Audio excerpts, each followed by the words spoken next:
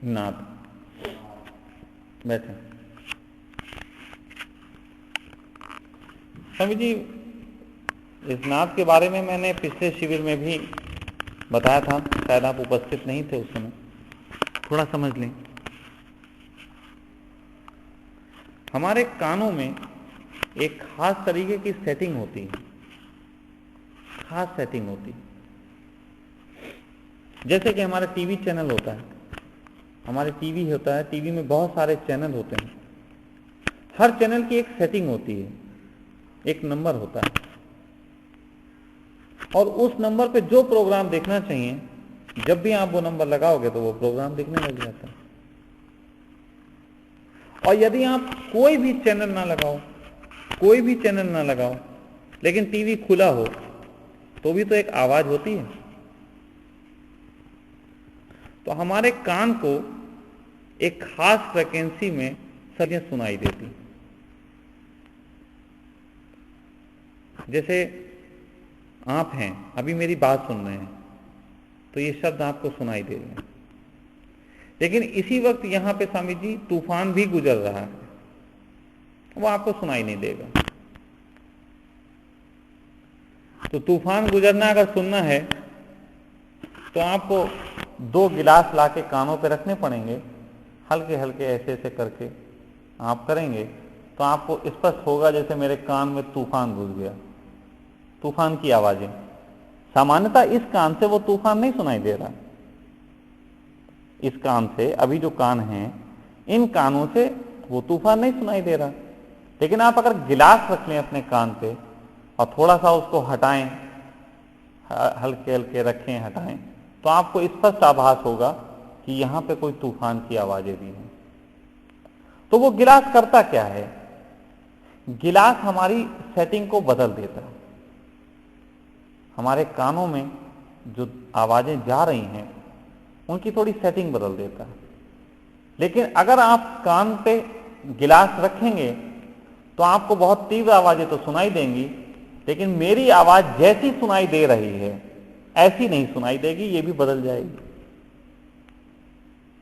समझ रहे हैं? क्योंकि आपने चैनल बदल दिया, तो वो चैनल बदलने के कारण दूसरे तरीके की आवाजें आपके कान में आ पाएंगी, ये वाली नहीं आ पाएंगी जो अभी आ रही हैं। फिर इसके बजाय आप दूसरा काम करिए। इसी वक्त सन्नाटा भी है यहां पे, मेरी आवाजों के साथ साथ एक जगत में परम सन्नाटा भी चल रहा है।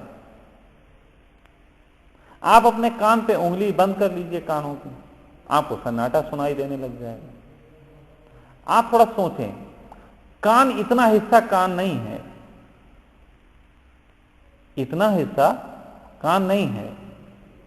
कान तो इसके पीछे कोई एक मस्तिष्क में एक जगह है जो कान है, ये तो उसके यंत्र हैं। जब यही यंत्र आप हॉल में बैठे हैं तो हॉल की गूंजती हुई आवाज सुनाई दे रही है। अगर आपके कान ही बेहतर सुनते हैं तो हॉल से तो कोई असर नहीं पड़ना चाहिए, हॉल से असर पड़ जाता है, गिलास से असर पड़ जाता है। जब आप उंगली लगाते हैं तो सामान्यतः आप कह सकते हैं मैंने कान बंद कर लिए, लेकिन कान बंद नहीं हुए, कान तो खुले ही हैं। कान बंद करना आपके हाथ में नहीं है, वो तो शरीर जिस दिन त्यागेंगे कान उसी दिन बंद होंगे। आपने बस इतना किया कि कान को, जैसे अभी आप हॉल से बाहर निकल जाएं तो इस गूंज से मुक्त हो जाएंगे, उसी प्रकार अगर आपने कान को ऊपर से बंद किया तो इसका सिर्फ इतना अर्थ है कि आपने उसको और थोड़ा छोटी जगह में हॉल बना लिया। इस कान से भी आपने मुक्त किया, थोड़ा अंदर गए तो वहां पे एक अलग तरीके की आवाज सुनाई देगी। नाद, जिस नाद को सुन के जो हमारे गुरु नानक देव थे उनको मोक्ष मिला था, वो नाद थोड़ी समझने की बात है। पहली बात तो यह है स्वामी जी, आपके अंदर से जब प्रेम फूटता है तो प्रेम सामने वाले पे चढ़ जाता है। जैसे कभी आपको प्रेम फूटता है, आप कहते हैं स्वामी जी पैर छूने का भाव उठता है, कभी आपका किसी जो भी आपको सामने दिखता है उसका पैर छूने का भाव उठता है।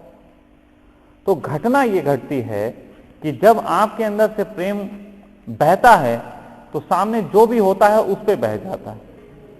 यही तो होता है, कोई खास जगह तो नहीं बहता ना, जो भी सामने पड़ा वो बह गया।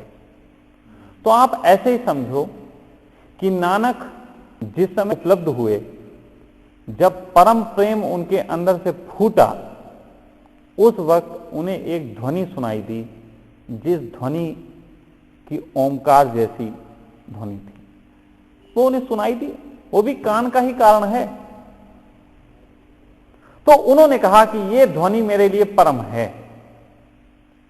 जैसे जवानी के दिनों में किसी को प्रेम फूटे और स्त्री कोई दिख जाए, किसी मजनू को कोई लैला दिख जाए, तो वो लैला परम है उसके लिए।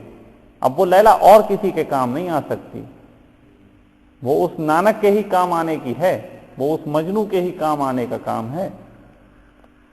तो नानक को जब एनलाइटमेंट हुआ तो उनके कान में जो पहले स्वर पड़े, तो सबसे पहला स्वर उसका ओम नाद है। वो नानक के लिए काम थे।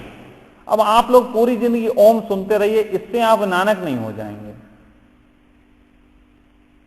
क्योंकि ओम की ध्वनियां और नाद की बात कोई भी व्यक्ति, जो व्यक्ति कानों में रुई लगा ले, बाहर की इंद्रियों से अपने आप को हटाने की कोशिश करे, अंदर की इंद्री पे जाए, तो उसे वो आवाज सुनाई देगी। वो सुनाई देने का अर्थ नहीं है कि वो पहले नहीं थी अब है, वो तो पहले भी थी, बस आपके कान की सेटिंग वहां पे नहीं थी। कान की सेटिंग हो गई, सुनने लगे, लेकिन जीवन में परिवर्तित आया क्या? वो घटना घटी जो नानक के साथ घटी थी। ओम का नाद नानक के कान से जब गुजरता है तो नानक की स्थिति होती है कि तेरा और तेरा और तेरा। ये ओम का नाद आज की तारीख में मेरा अनुमान है कि 2 लाख से ज्यादा आदमी इस बात के लिए हाथ उठाएंगे कि उन्होंने ओमकार का नाद सुना, और 2 लाख आदमी वो वही हैं जिनकी अभी भी वही सब चीजें चल रही हैं जो धंधे पहले चल रहे थे। नाद सुनने से नहीं कुछ होता है। मोहम्मद साहब को जब एनलाइटमेंट हुआ तो मोहम्मद साहब ने एक खुशबू सूंघी। जैसे नानक को आवाज आई, वैसे उनको मोहम्मद साहब को खुशबू आई, और उन्होंने कहा कि अस्तित्व में एक खुशबू है जो अल्लाह की खुशबू है। अब वो खुशबू का ही कारण है उनका कह देना कि ये खुशबू है जो अल्लाह की खुशबू है। तो सभी मजारों पे खुशबुएं जलाई जाती हैं। इतर का जितना प्रयोग मुस्लिम धर्म में हुआ उतना प्रयोग कहीं नहीं हुआ। इत्र सबसे ज्यादा मुसलमानों में, वो अल्लाह की खुशबू ही सूंघे पड़े हैं।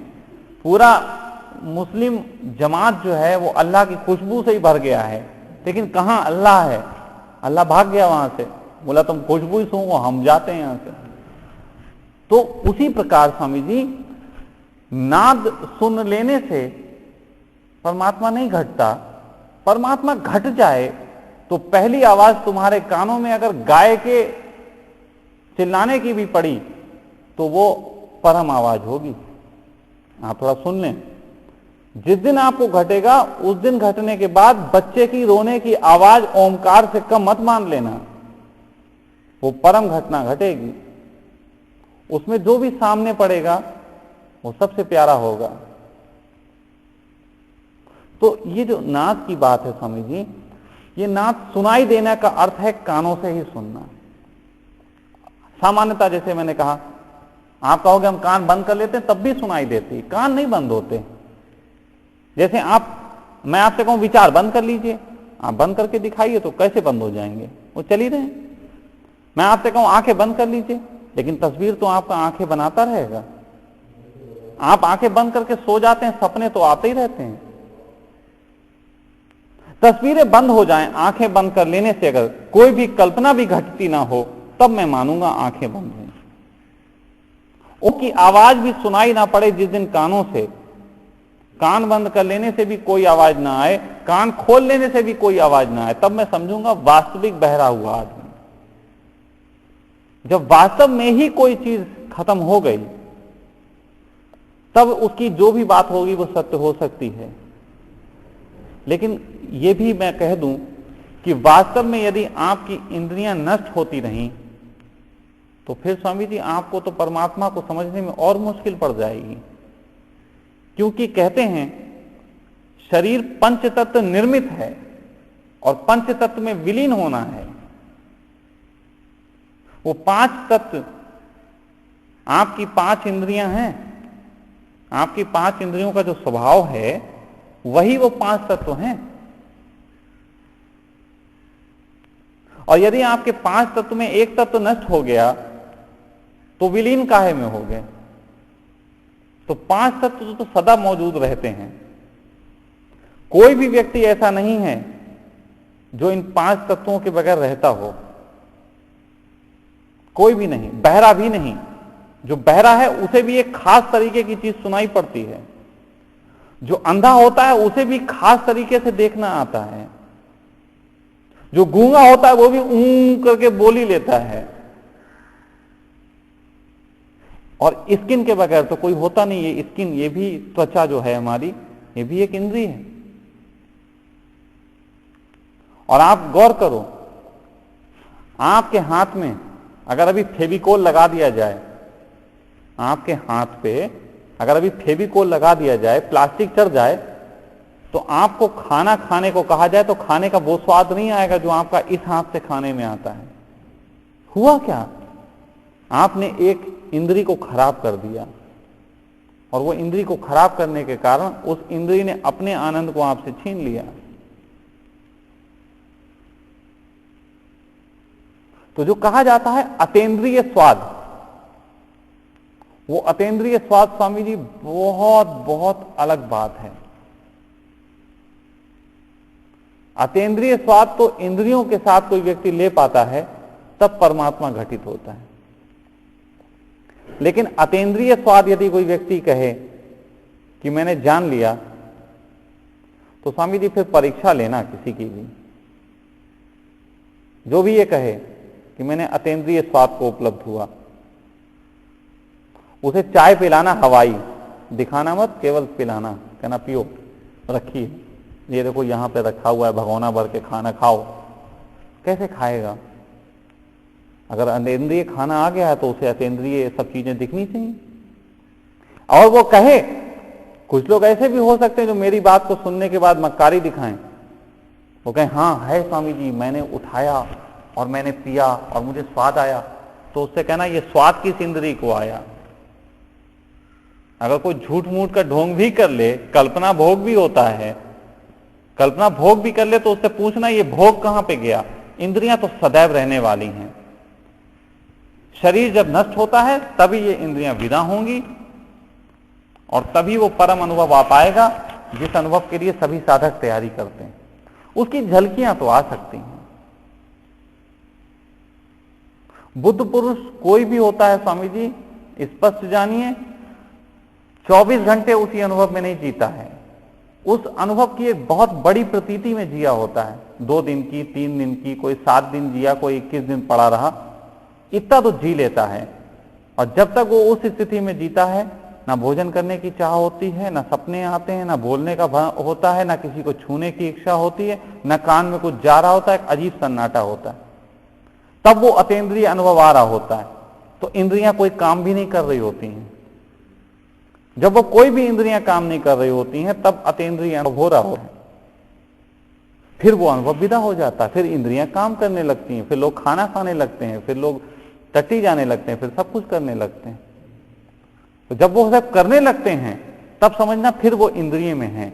लेकिन वो अतीन्द्रिय स्वाद इतना आता है कि पूरी जिंदगी उसी स्वाद को बोलता रहता है। सबको कहता है तुम भी ये स्वाद लो, तुम भी ये लो, सबको बताता है। नेता भी जितना तंग नहीं करते उससे ज्यादा बुद्ध पुरुष तंग करते हैं। नेता तो कभी कभी साल में 5 साल में एक बार आके आपकी कुंडी बजाता है, वोट दे दो। बुद्ध पुरुष तो रोज कुंडी बजाए हुए हैं, तुम्हारे घर में घुस के बैठ गए, फोटो लगा दिए हैं वहां पे। अब इनको रोज करना है। लेकिन उनकी दिक्कत बड़ी है और उनकी दिक्कत के कारण ही वो चाहते हैं तुम्हें भी ये स्वाद लगे। तो इसलिए स्वामी जी ये जो आपने प्रश्न किया कि ये कब आता है और कब जाता है, पहली बात ये समझ लीजिए कि जब आपने कान की कुछ फ्रीक्वेंसी बिगड़ी तब ये आ सकता है और उसी दिन जाएगा जिस दिन परम सत्य उपलब्ध होगा। जिस दिन स्वामी जी जो व्यक्ति कहता है कि मुझे ओमकार का नाद सुनाई पड़ता है, लगता है मुझे कुछ हो गया, ऐसे व्यक्ति को जिस दिन वास्तव में कुछ होगा उस दिन सबसे पहले एक ही चीज जाएगी और वो होगा ओमकार का नाद। फिर वो कुछ और टाइप का होगा, बच्चे के रोने की आवाज हो सकती है, हो सकता है नींबू की खुशबू हो सकती है, गुलाब की खुशबू हो सकती है, कभी कभी पदार्थ के रूप में भी बात हुई, किसी को कुछ तरीके का दिख सकता है कि हमें कुछ दिखता है। मोहम्मद साहब कहते हैं हमें दिखना शुरू हो गया, हमने कुरान देखी, ऐसे भी अनुभव होते हैं। तो जाने की बात है स्वामी जी, तो ये समझ लीजिए कि प्रकाश के साथ अंधकार चला जाता है, ये भी अनुभव उस दिन चला जाएगा, क्योंकि ये भी कान की बात है, सिर्फ कान की स्वामी जी, क्योंकि दिव्यता घटी होती है, आपको मालूम होता है। नहीं कि आपने जो प्रश्न किया मैं सबको कह रहा हूं, क्योंकि जो भी ये सुन रहे हैं, रिकॉर्डिंग हो रही है, जहां पे भी जाएगा जो भी सुनेंगे वो सब लोग इसी तरीके से सुनेंगे, सबके लिए बात है, आपके लिए और उनके लिए, वो जो बैठे हैं सबके लिए है, जितने भी लोग यहाँ उपस्थित हैं, जितने लोगों तक ये आवाज पहुंचेगी उन सबके लिए यही बात है। तो जब भी आप प्रश्न कर रहे हैं तो वो तो कईयों तक आवाज जा रही है, तो मैं इसीलिए सबको ये कह रहा हूं कि जिनको भी इस प्रकार का सुनते हैं और जीवन में कोई रूपांतरण नहीं है, तो निश्चित ही ये फिर कानों की ही कोई फ्रिक्वेंसी है। आप बहुत दिनों तक कानों में बंद रखें तो कान अलग तरीके से सुनने लगेंगे, तो बहुत दिनों तक आप घर में पड़े रहें, कुछ ना बोलें, बाहर की आवाजें ना सुनाई दें, टीवी ना सुने, कुछ ना करें, तो आपके कान की कई दिनों बाद एक सेटिंग बिगड़ जाएगी। जैसे टीवी अगर रखा रहे बहुत दिनों तक इस्तेमाल ना हो तो खराब हो जाता है, उसी प्रकार कान की भी सेटिंग बिगड़ जाएगी, फिर वो कुछ अलग तरह से सुनने लगेगा। तो वो सुनना स्वामी जी नाथ है। कुछ ध्यान शिविरों में मैंने सुना है, ओशो धारा के शिविरों में ऐसे प्रयोग कराए जाते हैं, कान बंद कर देते हैं तो सुनो, तो वो कान खराब करने की पूरी विधि चल रही है, क्योंकि जितने लोगों को नाद उन्होंने सुनवाया है उतने लोगों को तो किसी ने सुनवाया ही नहीं होगा। नानक मुझे दिखे मुझे तो तब नाद माना, कोई नानक आके कहे, कोई कहे कि मेरे जीवन में इतना बड़ा परिवर्तन आ गया कि अब मुझे मेरा दिखता ही नहीं तेरा दिखता है, तो फिर नाद है। तो नाद ऐसा नहीं होता, तो शाब्दिक नहीं होता, वो ओम नहीं है, वो किसी वो पीछे पवित्रा बैठी है उसको भी सुनाई देता है। उनको भी मैंने झाड़ा बहुत, एक दिन मैंने कहा कि जीवन के परिवर्तन की बात करेंगे, ऐसे